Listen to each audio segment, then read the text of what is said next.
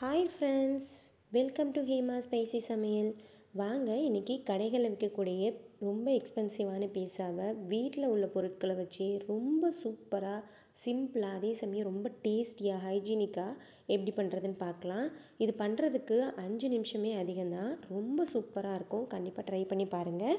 வாங்க அது எப்படி பண்ணுறதுன்னு பார்க்கலாம். ஃபஸ்ட்டு பீஸாவுக்கு மேலே போடுறோம் இல்லைங்களா, அந்த டாப்பிங்ஸை ரெடி பண்ணிக்கலாம். அதுக்கு ஃபஸ்ட்டு நான் கொஞ்சமாக ஸ்வீட் கார்ன் எடுத்து வேக வச்சு எடுத்து வச்சுக்கிட்டேன். அதுக்கப்புறமா ஒரு சின்ன பேனில் ஒரு அரை டீஸ்பூன் அளவுக்கு பட்டர் சேர்த்துட்டு பன்னீரை ஃப்ரை பண்ணி எடுத்துக்கலாம். பன்னீர் குட்டி குட்டி பீசஸாக கட் பண்ணி எடுத்து வச்சுருக்கேன். அதை ஃப்ரை பண்ணி எடுத்துக்கலாம். இந்த டாப்பிங்ஸ்லாம் பார்த்திங்கன்னா நம்மளோட இஷ்டம்தான். நம்ம வீட்டில் என்ன பொருள் இருக்கோ அதை நம்ம யூஸ் பண்ணிக்கலாம். பன்னீர் பார்த்திங்கன்னா இந்த அளவுக்கு லைட்டாக ஃப்ரை ஆனதுக்கப்புறமா வேறு ஒரு பாத்திரத்துக்கு மாற்றி வச்சுக்கலாம். இப்போது டாப்பிங்ஸ் எல்லாம் ரெடி பண்ணி வச்சுட்டோம்.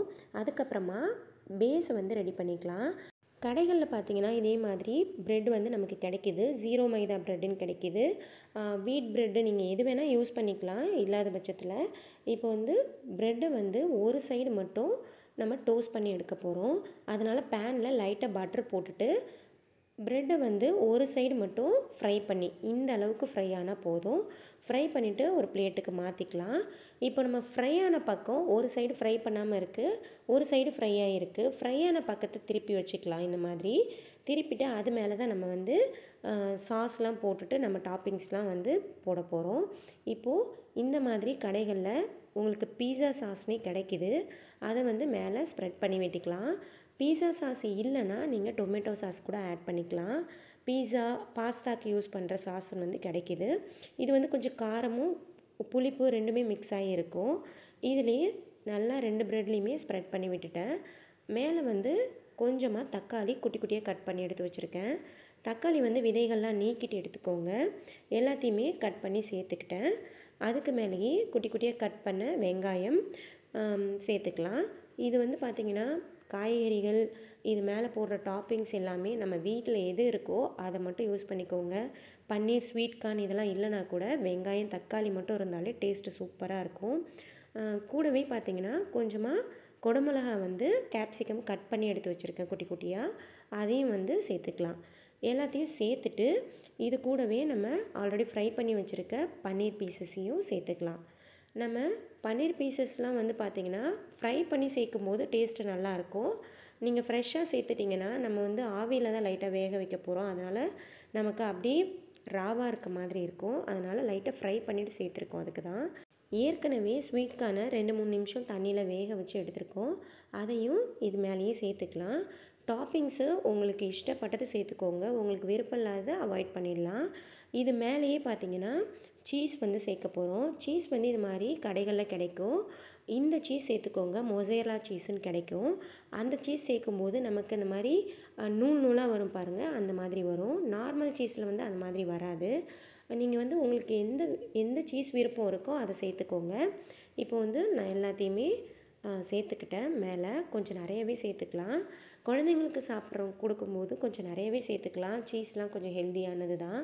இப்போது நல்லா பேனில் பட்டர் அப்ளை பண்ணிவிட்டு இப்போ நம்ம ஏற்கனவே ரெடி பண்ணி வச்சுருக்க பீஸா பேஸோடு சேர்த்து எடுத்து வச்சுக்கலாம்.